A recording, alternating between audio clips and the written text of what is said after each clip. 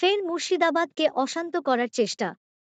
বর্ষর পরিকল্পনা ব্যর্থ করল মুর্শিদাবাদ পুলিশ। 4টি অত্যাধুনিক পিস্তল, 8টি ম্যাগাজিন এবং 30 রাউন্ড গুলি উদ্ধার করেছে পুলিশ। গ্রেপ্তার করা হয়েছে 2 যুবককে। পুলিশ সূত্রে খবর, শুক্রবার বিকেলে মুর্শিদাবাদের জলঙ্গির সাহেবরামপুর বাস স্টপেজে জয়প্রকাশ মণ্ডল এবং সুরজ মণ্ডল নামে 2 যুবককে আটক করা হয়। তাঁদের বাড়ি মালদহ জেলার বৈষ্ণবনগরের দেওনাপুকুর এবং ঠাকুরদাস মণ্ডলপাড়ায়। ওই দুজনের কাছে একটি নাইলনের ব্যাগ মেলে। তাতেই পাওয়া গিয়েছে অত্যাধুনিক আগ্নেয়াস্ত্র এবং গুলি। মাধ্যম থেকে একটা খবর পেয়েছে, তার খবর পেয়ে থানার টিম, আমাদের যে ওসি আছে, পিসি অফিসার আছে, ওরা গিয়ে একটা রেড করেছে। রেডের মাধ্যম থেকে আমরা 2টা আসামি ধরেছে।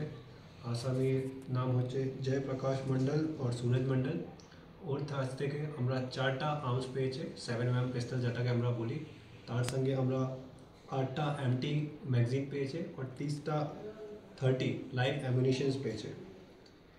এটা রিকভারি করার পরে, প্রপার সিজার করার পরে আমরা একটা কেস রেজিস্টার করেছে, জানাঙ্গি case number 223/25 dated 2/5/2025 under section 25(1A)/27/35 arms act.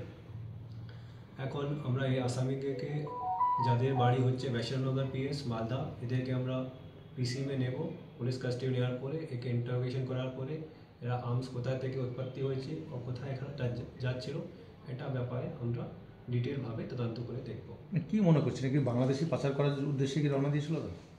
এটা খুবইভাবে সম্ভব আছে। এখন যেরকম সমস্যা বাংলাদেশে চলছে এরকম সম্ভব আছে কি এরকম ব্যাপার হতে পারে, কিন্তু এটাকে ব্যাপারে ডিটেল আমরা তখনই বলতে পারবো যখন আমরা তদন্তের মাধ্যম থেকে কিছু পাবো।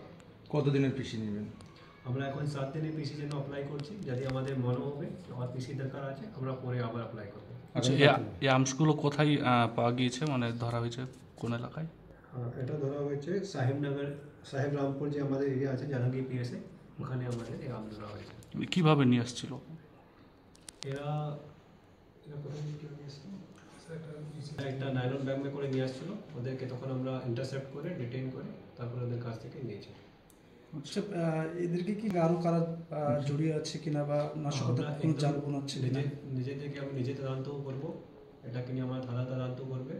এটাকে নিয়ে আমরা পুরো ডিটেলভাবে গিয়ে যদি এর পেছনে কোনো র্যাকেট আছে, কোনো অর্গানাইজড গ্যাং আছে, আর আমরা ওই হিসাবে ওদের বিরুদ্ধে অ্যাকশন নিয়ে ওদেরকে গ্যাংকে পূর্ণভাবে সমাপ্ত করার চেষ্টা করবো। থ্যাংক ইউ, ধন্যবাদ।